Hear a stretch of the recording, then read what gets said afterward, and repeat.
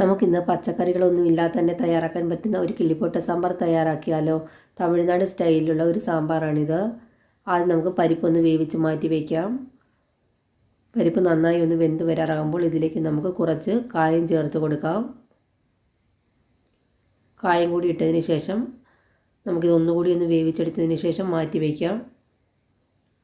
ഇത്രയും മതിയാകും. പരിപ്പെല്ലാം നന്നായി ഒന്ന് വെന്ത് ഉടഞ്ഞു വന്നിട്ടുണ്ട്. ഇനി നമുക്ക് മാറ്റി വയ്ക്കാം.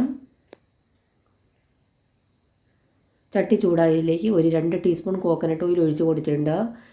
ഓയിലൊന്ന് ചൂടായി വരുമ്പോൾ ഇതിലേക്ക് നമുക്ക് 1/2 ടീസ്പൂൺ അളവിൽ കടുക് ചേർത്ത് കൊടുക്കാം. കടുകെല്ലാം നന്നായി പൊട്ടി വരുമ്പോൾ ഇതിലേക്ക് നമുക്ക് 1/2 ടീസ്പൂൺ അളവിൽ ഉലുവ ചേർത്ത് കൊടുക്കാം. ഇനി ഇതിലേക്ക് നമുക്ക് വറ്റൽമുളക് ചേർത്ത് കൊടുക്കാം. ഒരു 7 വറ്റൽമുളകാണ് എടുത്തിരിക്കുന്നത്. വറ്റൽമുളക് കൂടുതൽ ചേർക്കുമ്പോഴാണ് ഈ സാമ്പാറിൻ്റെ നല്ലൊരു ടേസ്റ്റ് കിട്ടുന്നത്. ഇനി ഇതെല്ലാം കൂടി നന്നായി ഒന്ന് മൂപ്പിച്ചെടുക്കണം. ഇനി ഇതിലേക്ക് നമുക്ക് സവാള ചേർത്ത് കൊടുക്കാം. 2 ചെറിയ സവാളയാണ് എടുത്തിരിക്കുന്നത്. ഇതുപോലെ ചെറുതായി അരിഞ്ഞെടുത്തതാണ്. അതുകൂടി ചേർത്ത് കൊടുത്തിട്ടുണ്ട്. ഇനി ഇതിലേക്ക് നമുക്ക് കുറച്ച് കറിവേപ്പില ചേർത്ത് കൊടുക്കാം. ഇഡ്ഡലിക്കും ദോശയ്ക്കും ഒക്കെ കഴിക്കാൻ പറ്റുന്ന നല്ലൊരു റെസിപ്പിയാണിത്. എല്ലാവരും ഒന്ന് ട്രൈ ചെയ്ത് നോക്കണേ. ഇനി ഇതിലേക്ക് തക്കാളിയാണ് എടുത്തിരിക്കുന്നത്. നല്ല പഴുത്ത തക്കാളിയാണ്. അതുകൂടി നമുക്കിതിലേക്ക് ചേർത്ത് കൊടുക്കാം. ഇനി തക്കാളിയും സവാളയെല്ലാം നന്നായി ഒന്ന് വഴറ്റിയെടുക്കണം. ഒരു 5 മിനിറ്റ് നേരം മീഡിയം ഫ്ലെയിമിലിട്ട് നമുക്കൊന്ന് വഴറ്റിയെടുക്കാം. അപ്പോഴത്തേന് സവാളയും തക്കാളിയെല്ലാം നന്നായി ഒന്ന് വെന്ത് കിട്ടും.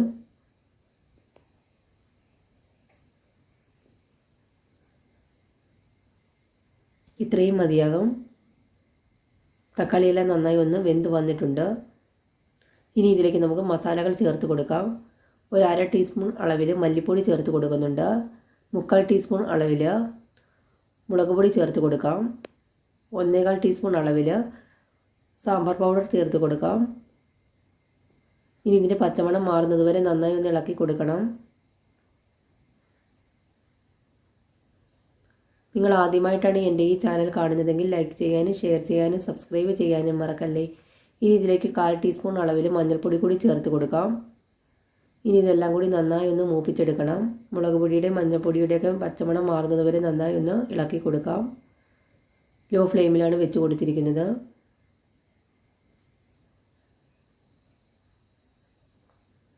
ഇത്രയും മതിയാകും. ഇനി ഇതിലേക്ക് നമുക്ക് വേവിച്ച് വെച്ചിരിക്കുന്ന പരിപ്പ് ചേർത്ത് കൊടുക്കാം.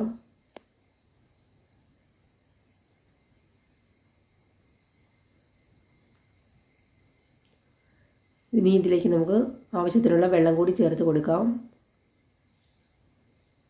നന്നായി ഒന്ന് മിക്സ് ചെയ്ത് കൊടുക്കണം.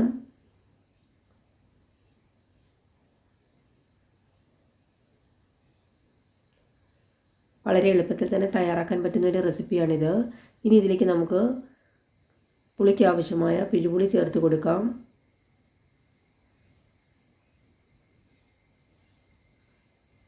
കുറച്ച് വെള്ളം കൂടി നമുക്ക് ഇതിലേക്ക് ചേർത്ത് കൊടുക്കാം.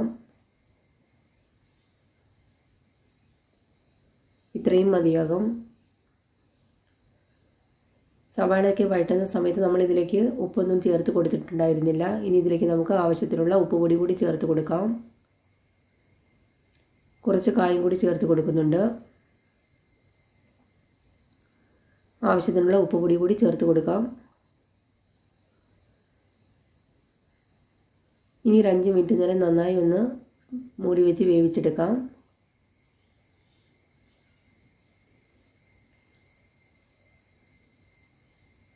ഇപ്പോൾ ഒരു 5 മിനിറ്റൊക്കെ ആയിട്ടുണ്ട്. സാമ്പാർ ഇവിടെ റെഡി ആയിട്ടുണ്ട്. നല്ല ടേസ്റ്റി ആയിട്ടുള്ള ഒരു കിള്ളി സാമ്പാറാണിത്. എല്ലാവരും ഒന്ന് ട്രൈ ചെയ്ത് നോക്കണേ. ഇനി ഇതിലേക്ക് നമുക്ക് കുറച്ച് മല്ലിയില കൂടി ചേർത്ത് കൊടുക്കാം.